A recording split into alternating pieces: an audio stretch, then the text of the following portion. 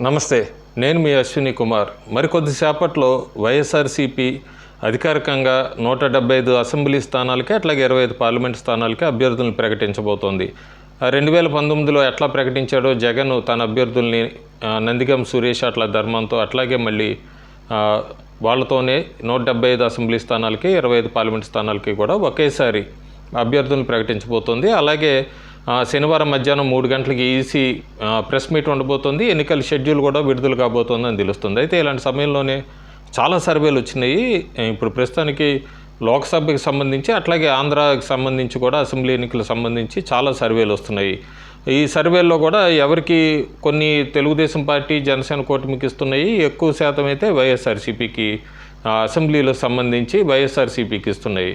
కొత్తగా కూడా ఒక తాజా సర్వే వచ్చింది. ఈ తాజా సర్వేలో కూడా ఎందుకు ఈ సర్వే చెప్తున్నా అనేది ఏంటంటే, ఎక్కువ శాంపుల్స్ తీసుకున్నామని చెప్తున్నారు. 143,000 శాంపుల్స్ తీసుకున్నారని చెప్తున్నారు ఈ సర్వేలో.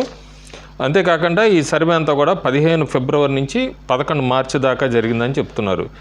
ఈ సర్వే ప్రకారం చూసుకుంటే కనుక మనకి ప్రస్తుతానికి వైఎస్ఆర్సీపీకి ఓట్ షేర్ చూసుకుంటే 49 నుంచి 51% ఓట్ షేర్ వస్తుందని, అట్లాగే టీడీపీ అలయన్స్కి 43 నుంచి 45% మధ్యలో ఓట్ షేర్ వస్తుందని, అదర్స్ అంటే కాంగ్రెస్, సిపిఐ, సిపిఎం, బీఎస్పీ, ఇట్లా జయభారతి వీళ్ళందరిది కలుపుకొని 5 నుంచి 7% ఓట్ షేర్ వస్తుందని అసెంబ్లీకి సంబంధించి.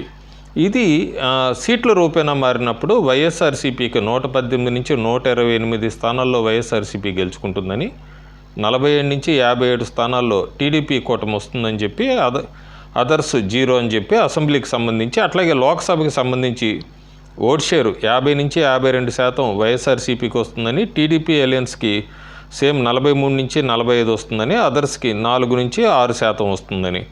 సీట్ల రూపేణా మారినప్పుడు లోక్సభలో వైఎస్ఆర్సీపీకి 17 నుంచి 19 అని, టీడీపీ అలయన్స్కి 6 నుంచి 8 వస్తాయని, అదర్స్ 0 అని.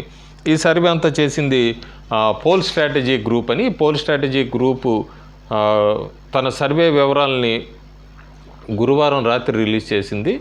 సో ఈ ప్రస్తుతానికి ఇందులో ఎంత జెన్యూనిటీ ఉంది, ఏంటి రిజల్ట్స్ ఎలాగ ఉండబోతున్నాయి అనేది అయితే మాత్రం మనం ఫలితాల దాకా వేచి చూడాల్సిందే.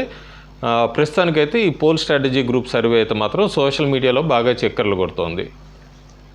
Thank you.